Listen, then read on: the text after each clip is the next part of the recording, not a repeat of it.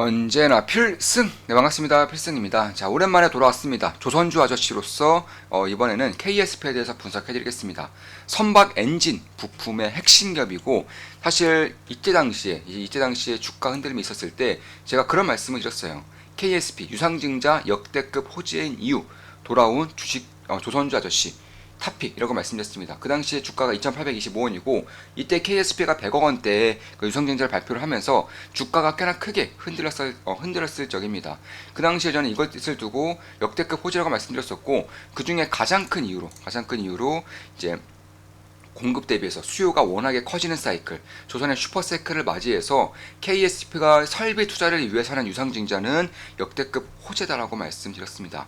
그때 당시에 이제 설비 투자가 진행됐던 것이 이제 다 완료가 됐어요. 완공이 되었습니다. 이제부터는 늘어난 공급량을 통해서 늘어난 그런 생산량을 통해서 실적에 대한 퀀텀 점프가 발생할 수 있는 시기가 도래했다라는 것입니다. 그래서 올해 2분기, 3분기, 4분기로 갈수록 역대급 실적, 역사적으로 최대 실적을 낼 것으로 예상을 하고 있어요. 특히 그 전까지만 하더라도 이 KSP의 경쟁사가 상당히 많았죠. 근데 지금 두 개 기업밖에 없어요. 국내에서는 두 개 기업밖에 없기 때문에 영업이익률 또한 어마어마하게 올라오고 있는 것도 사실입니다.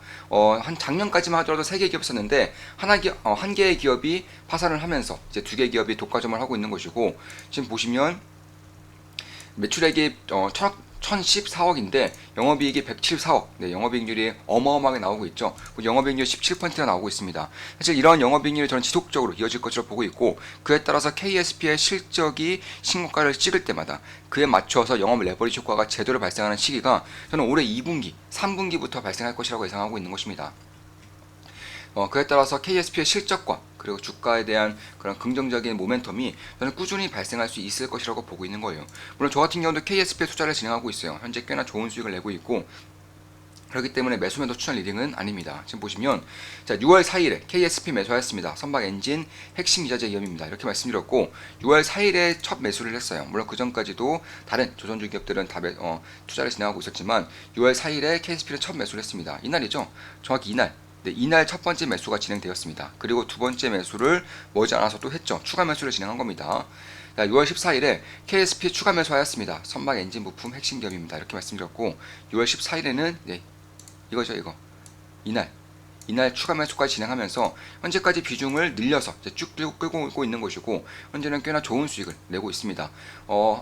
필승 멤버가 되시면 제 실시간으로 매수매도 내역을 실시간으로 확인하실 수가 있습니다. 한 달에 24,000원밖에 안 해요.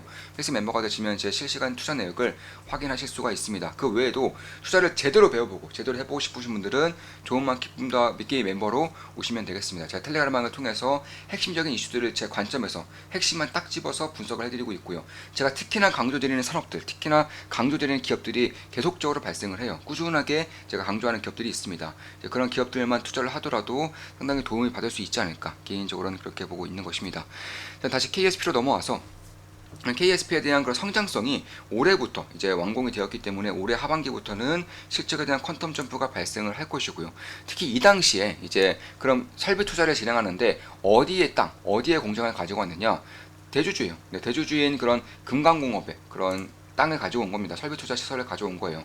실제로 금강공업이 KSP의 대주주죠. 최대 주주입니다. 금강공업으로부터 굉장히 저가의 염가의 토지와 그리고 건물 등을 가져옴으로써 사실 100억 원 정도의 유상증자를 진행했지만 훨씬 더 그 이상의 그런 가치를 가져온 것이나 다름이 없다. 그렇기 때문에 여기에 따른 증설 효과가 100억 이상의 효과가 나올 수밖에 없는 것이고, 그에 따라서 그 당시의 유상증자, 작년 연말쯤에 발생했었던 유상증자는 상당한 호재라고도 말씀을 드렸습니다.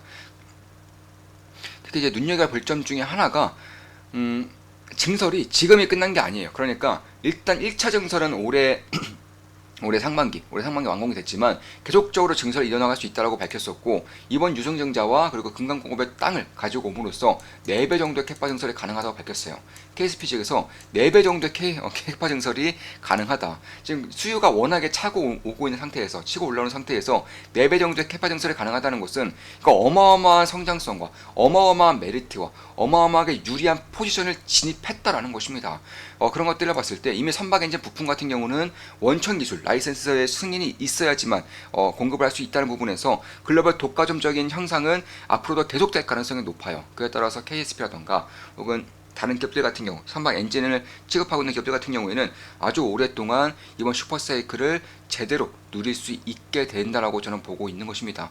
따라서 저도 수익을 꽤나 잘 보고 있지만 KSP는 추가 매수를 이제 할 수도 있을 정도로 꾸준하게 지켜보고 있고요. 아마 기회가 주어진다면 지지란이 확고해진다거나 아니면 변곡점이 발생할 경우에는 추가 매수도 할 수 있지 않을까 개인적으로 이렇게 보고 있습니다. 물론 제 멤버분들께는 제가 매수를 할 때마다 매도를 할 때마다 이제 실시간으로 전부 다 말씀을 드리면서 매도를 진행하고 있고 대형 저속 엔진이라던가 특히 이제 컨테이너선 혹은 LNG선, 암모니아선 이런 식의 고부가 제품에서는 반드시 이제 많은 물량들이 쓰일 수밖에 없는 엔진 밸브들을 만들고 있기 때문에 그에 따라서 증설이 이미 첫 번째 증설이 완공이 되었고 그리고 이번 완공으로 기존 캐파 대비해서 1.5배 정도의 캐파 증설 완료됐지만 이제 최대 4배까지도 증설이 가능하겠다고 밝힌 만큼 결국 1.5배를 시작으로 지속적으로 캐파 증설을 하면서 물론 캐파 증설을 하면서 수요가 빠지면 오히려 리스크가 될 수 있겠지만 수요가 지속적으로 올라오고 있는 가운데서 공급을 그에 맞춰서 꾸준하게 공급할 수 있다는 것은 이거 엄청난 성장성을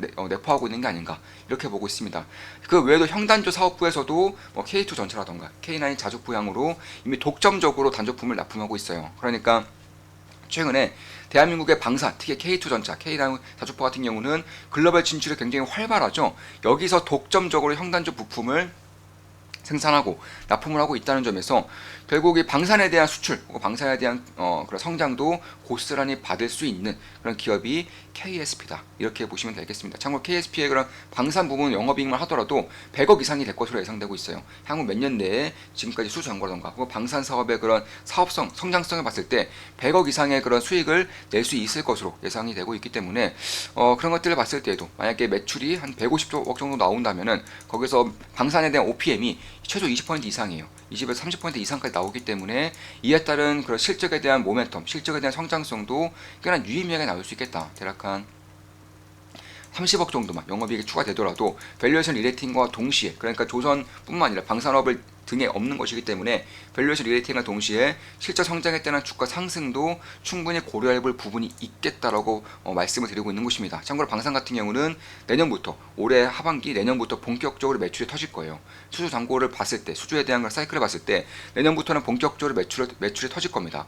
그런 것들을 봤을 때에도 조선에 대한 핵심적인 기업일 뿐만 아니라 방산 쪽에서도 핵심적인 역할을 할 수 있는 기업으로 나아가고 있다는 것이고 특히 얼마 전에 이제 삼미금속이라는 기업을 매수를 했죠. 인수를 했습니다. KSP가 100% 자회사로 둔 기업이고 이 삼미금속은 시가총액이 1,400억이었어요. 그 당시에 KSP보다 시가총액이 훨씬 더 컸던 그런 기업인데 왜 인수를 했느냐? 형단조 제품에서 유일하게 거대한 형단조 사업을 하고 있는 그런 기업이기 때문에 사실 선박 엔진이라던가 혹은 건설 기계라던가 방산 쪽에서도 충분히 쓰일 수 있는 형단조들을 만들고 있다는 점에서 KSP의 소형 형단조, 삼미금속 대형 형단조에 대한 시너지 효과가 충분히 발생할 수 있다는 점에서 결국 선박 엔진, 조선뿐만 아니라 방산 쪽에서도 없어서는 안 되는 기업이 되어가고 있다는 점, 그에 따라서 조선의 슈퍼사이클, 방산의 빅사이클을 동시다발적으로 수혜를 볼 수 있다는 기업이라는 점에서 저는 꽤나 눈여겨봐야 되는 그런 기업 중에 하나가 되지 않을까 이렇게 보고 있습니다.